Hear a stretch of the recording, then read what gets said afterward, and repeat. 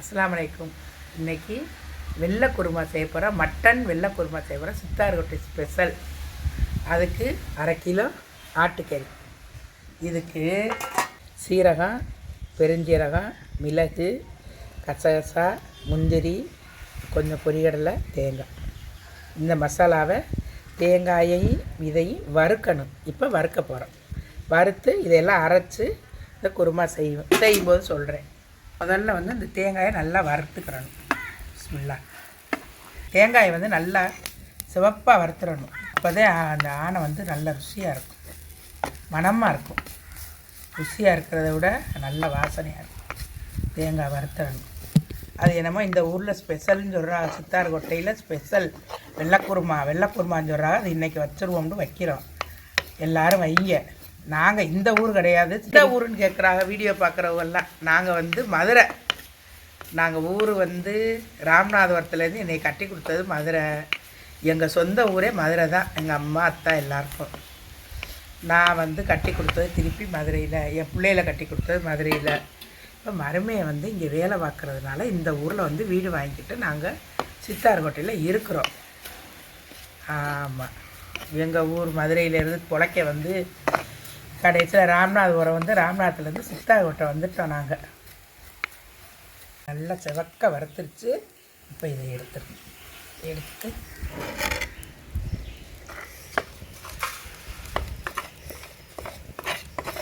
சட்டி சூட்லேயே கருதுமா. சும்மா சட்டி சூட்டில் சும்மா ஒரு சட்டி சூட்டில் ஒரு வறுப்பு, அவ்வளோது. அவ்வளோது. இது ரொம்ப குருமா செய்ய சட்டி வச்சாங்க. பிஸ்மில்லா. ஒரு கரண்டி நெய். வெள்ளை குருமாவுக்கு ஒரு கரண்டி நெய். கரண்டி தேங்காய் எண்ணெய். Refined oil 1 2. அவ்வளோதான். பட்டை, ஏலக்காய், கிராம்பு. மீடியம் சைஸில் 2 பெரிய வெங்காயம்.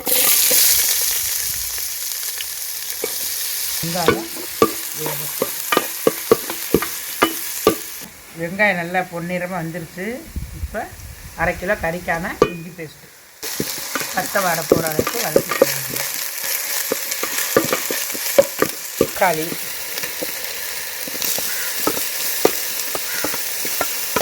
ஒரு கொத்து கருவேப்பிலை,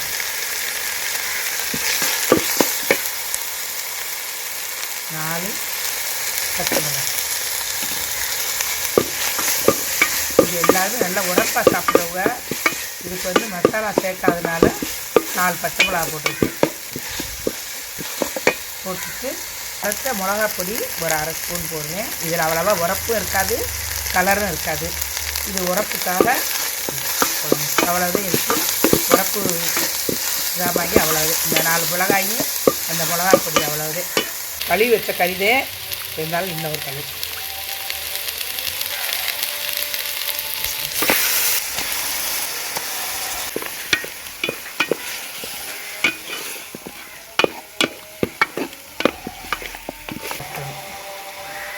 கறியை போட்டு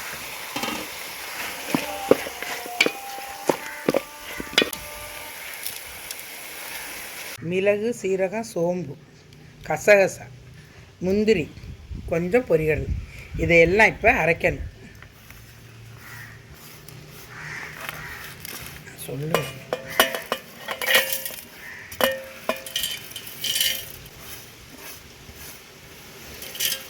வெங்காயம் போட்டுடணும். அந்த மசாலாவோட இந்த வறுத்து வச்ச தேங்காயும் போட்டுடணும். போட்டு இதை எல்லாத்தையும் அரைச்சி ஊற்றணும். ஒரு 100 ml தயிர்.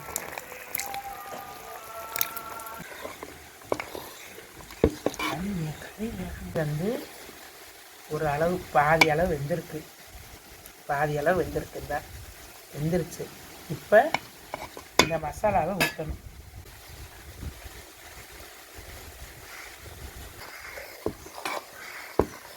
இது இந்த ஊரில் ஸ்பெஷல் குருமா.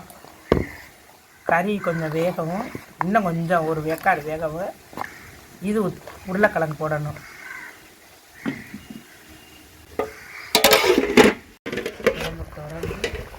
நல்லா குருமா ரெடி ஆகிடுச்சு.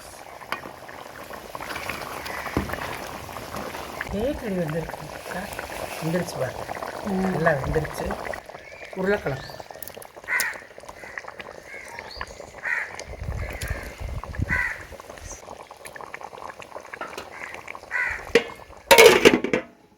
கொஞ்சம் மல்லி இலைய தூவி மஞ்சள் குருமாவாய் ஆயிடுச்சு. எப்படி கறி நல்லா வெந்துருச்சு, சூப்பராக இருக்குது. இந்த மாதிரி வெள்ளை குருமா வச்சு நீங்கள் நல்லா சாப்பிடுங்க. இந்த ஊரோட ஸ்பெஷல்னு சொல்கிறாங்க, சித்தார்கோட்டையோட ஸ்பெஷல் குழம்புண்டு. ஏன்னா வெள்ளை குருமான்னு வச்சா கொஞ்சம் கலர் கம்மியாக இருக்குது, என்னன்னு தெரியல.